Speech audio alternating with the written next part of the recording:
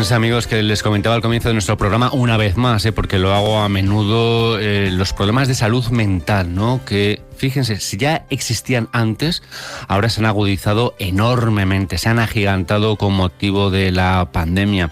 Ya por el mes de marzo o abril, yo le preguntaba a nuestro colaborador en este espacio que ahora abrimos, dedicado a la psicología y a la sexualidad, a Miguel Ángel Cueto, le decía, digo, bueno, esto va a traer unas consecuencias psicológicas bastante severas y recuerdo que él decía por aquel entonces, bueno, vamos a ver, ¿no?, cómo evoluciona la pandemia, pero tiene toda la pinta de que así es. Y efectivamente, así está siendo. Bueno, esta introducción, todo esto que estoy diciendo, simplemente porque ahora le voy a cuestionar sobre ello a nuestro colaborador, para presentarle precisamente a Miguel Ángel Cueto.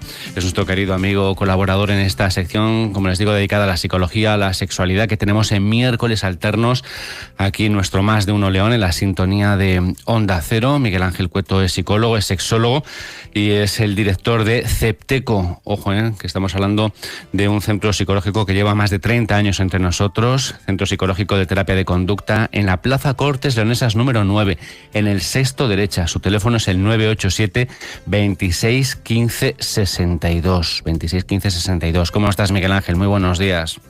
Hola, buenos días. Encantado otra vez de volver otra vez a la emisora. Yo te digo, no hacía falta ser una lumbrera allá todavía, cuando estábamos en las primeras semanas de la pandemia, para darse cuenta de que todo esto iba a traer muchas consecuencias psicológicas y que ibais a tener trabajo los psicólogos. Claro, todo esto se está alargando, se está dilatando, y yo no sé si se está prestando atención, lo decía yo hoy precisamente al comienzo del programa, Miguel Ángel, si se está prestando por parte de nuestros políticos, ¿no?, y de nuestros gobernantes, si se está prestando atención a las consecuencias psicológicas que está teniendo el virus, Hombre, yo creo que no, porque en definitiva, como siempre he dicho, digamos, el aislamiento social produce monstruos, y esa situación mantenida mucho tiempo, al final lo que genera es un estado de ansiedad o depresión, que además todos los estudios actualmente están corroborando de que la salud mental de la población está empeorando, desgraciadamente. Además, ¿cuánto tiempo pueden aguantar las cabezas? Decía yo antes, tantos meses de miedo, de incertidumbre. La gente no sabe qué va a pasar con su negocio, con su empresa, qué van a comer dentro de unas semanas, porque ya no les queda aire, ¿no? Ya no les quedan reservas, ya no les quedan ahorros. El miedo, como digo, también no solamente a la incertidumbre, sino al propio virus, al contagio. Miedo a que te pueda pasar cualquier otra cosa que no tiene nada que ver con el COVID. Digo, en cuanto a una enfermedad, y que por culpa de estar todos los recursos, ¿no?, destinados al COVID, pues esto pueda derivar en algo más serio. En fin, es que claro. ¿Hasta cuándo se puede aguantar, Miguel Ángel? Pues hombre, a veces el estudio de soledad, se hacían estudios de 40 días cuando uno está en aislamiento social, y empiezas un poco a partir de esa época o de ese tiempo a derivar un poquito. Pero normalmente es un poco una situación, llevamos casi un año de no poder abrazar a las personas que no conviven con nosotros y las que queremos, o no poder besar, o no poder tener un contacto físico, y eso pues de alguna manera nos está pasando una cierta factura, ¿no? Claro, eso lo agrava. El hecho de que no te puedas acercar a la gente como hacíamos antes, a los seres queridos, a abrazarles, ¿verdad? A recibir un beso. Sí. Ni siquiera darle la mano tampoco. Eso. Venga, ánimo, tranquilo, esto pasará, ¿sabes? Es que, en fin, por eso digo que las consecuencias psicológicas de todo esto son profundas, sí. Y ya vamos y veremos a ver qué sucede en los próximos meses, ¿no? Si ya están siendo ahora bastante graves, ¿no? Y bueno, todo esto es para hablar hoy precisamente de un tema que yo le había propuesto a Miguel Ángel. Le agradezco mucho que lo haya aceptado. Le había pedido a Miguel Ángel que hablásemos un poquito de esas personas que, a pesar de todo lo que está sucediendo con el aislamiento, falta de contacto social y tal, quieren estar solos. Quieren estar, o como mucho, únicamente cerca de su pareja o de su núcleo familiar más cercano, Es gente que huye del contacto social, lo que tú llamas personas intimistas, ¿verdad, Miguel Ángel? Sí, normalmente son personas que viven patrones, digamos, forma de vivir para adentro, ¿no? En esos patrones de personalidad, uno de ellos es el introvertido y extravertido. Las personas introvertidas miran hacia adentro y yo creo que resulta más fácil sobrellevar el confinamiento impuesto por estas autoridades. Normalmente en terapia nos estamos encontrando personas que han comentado su alivio ante ese parón de lo que muchos consideraban que el estilo de vida de nuestra sociedad era demasiado frenético y agobiante, ¿no?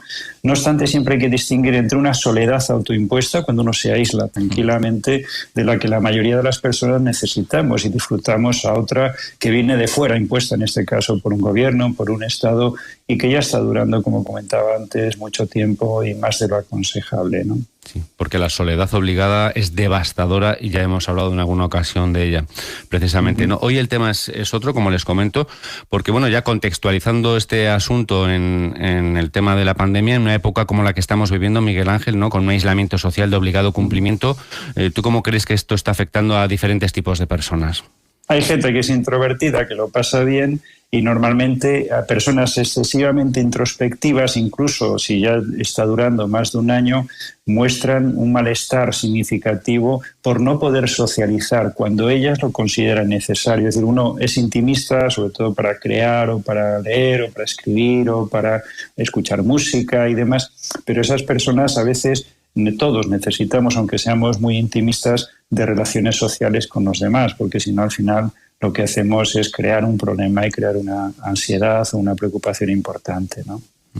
Oye, ¿por qué tenemos la necesidad imperiosa de socializar? Incluso las personas muy introvertidas también, ¿no? Supongo que en el fondo, en algún momento quieren también tener cierto contacto con otras personas. El ser humano es un animal social y tú lo has dicho muy bien. Este aislamiento y la desconexión social genera una respuesta de dolor en el cerebro que muchas personas también perciben como real, con la frase pues que me rompe el corazón o que yo sufro en realidad, incluso mi estómago y mi torso, es decir, estoy mal, ¿no? Los humanos siempre hemos vivido la mayor parte de nuestra historia en pequeñas comunidades de cazadores o recolectores de tipo nómada, ¿no? Y esa vida un poco urbana o más sedentaria no apareció hasta alrededor de hace unos 9.000 años, ¿no?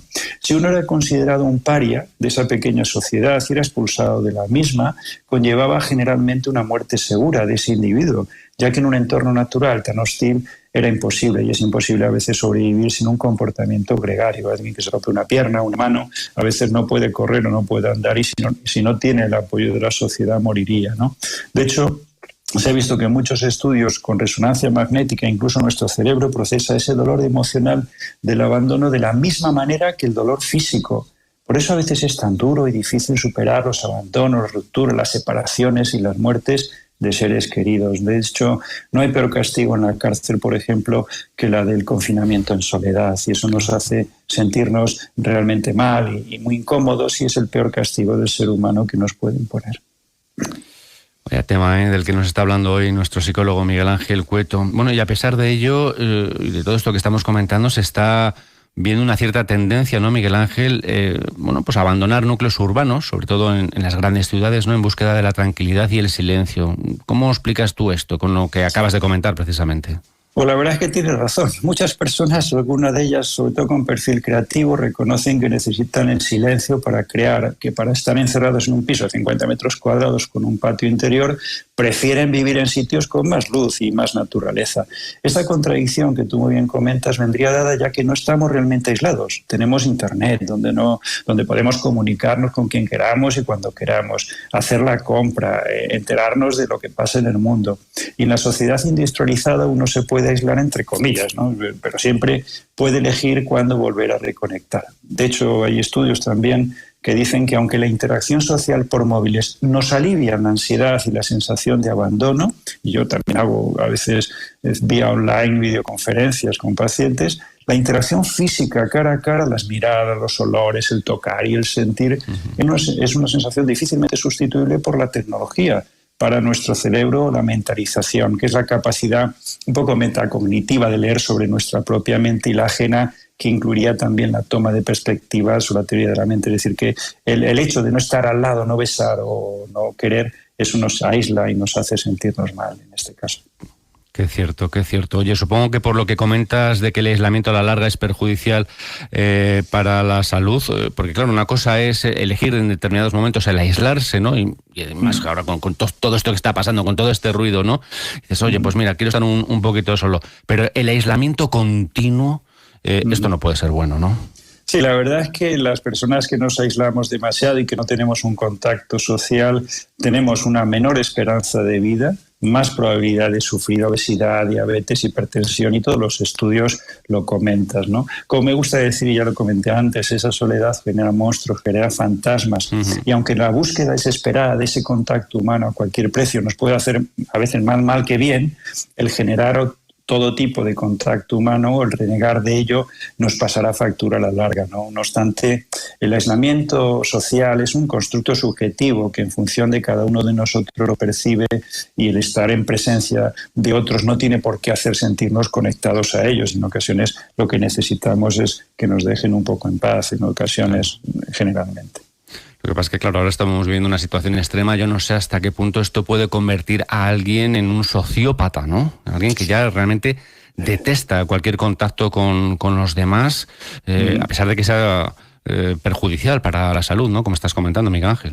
Ya, a veces podríamos derivar en un aislamiento que pueda generar esos monstruos y terminar un poco generando una serie de delirios o alucinaciones que podrían ser también perjudiciales para nuestra calidad de vida, sobre todo personas un tanto obsesivas, muy rumiatorias, es un elemento que les perjudica habitualmente. Ya. Da gusto escuchar a Miguel Ángel Cueto, ¿verdad? Aquí los miércoles en nuestro Más de Uno León, en nuestra sección. Hoy hemos hablado de las personas intimistas. Quien quiera ponerse en contacto con Miguel Ángel, con su extraordinario equipo, solo tiene que marcar el 987 26 15 62. Es el teléfono de Cepteco. Miguel Ángel, como siempre, muy agradecidos. Un abrazo y hasta dentro de 2 semaninas. Un placer. Hasta luego. Onda Cero.